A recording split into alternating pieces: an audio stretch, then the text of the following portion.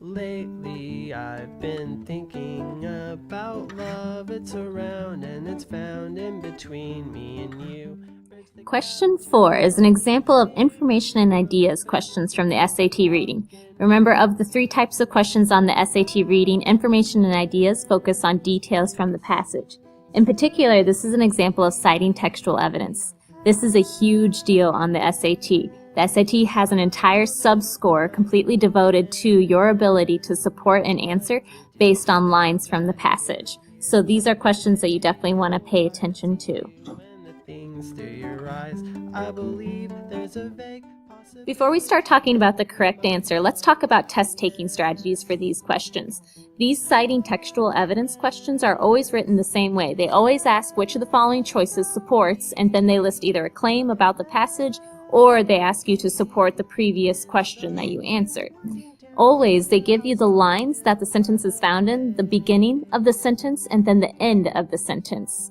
Go back into the passage for these questions and underline each of the sentences that they're talking about, because then you can easily look through the sentences and decide in their entirety which of them best supports the claims. It's very difficult to just simply read the answer choices and make a choice based off of that.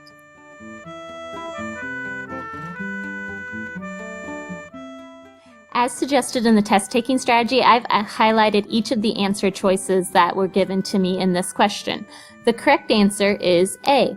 As I look at this sentence that starts with "by his superhuman efforts," it says that he almost managed to maintain K.K. Haroni in the same mechanical cocoon, cooled and bathed and lighted and fed, that the landowner enjoyed in Lahore. This supports the claim that Nawab performs his duties well, because he is performing superhuman efforts. He's maintaining Haroni. It seems that he is very happy being cooled, bathed, lighted, and fed, and that the landowner enjoys this just like he did in his previous location. I'm not worried. Again, as with previous questions, we can understand a lot more about the question if we analyze why the other choices are not correct. Lines 40 through 42 read, "The landowner, who was cheerfully filing his nails in front of the crackling rosewood fire, told him to go ahead." While this does seem like a positive statement, it doesn't describe anything about how Nawab's employer feels about his work, and so it does not support the claim that Nawab performs his duties for Haroni well.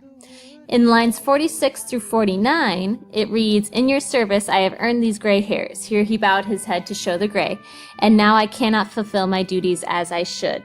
This is incorrect because Nawab is characterizing himself as an old, ineffective employee, not one who performs his job well, which is what the claim is.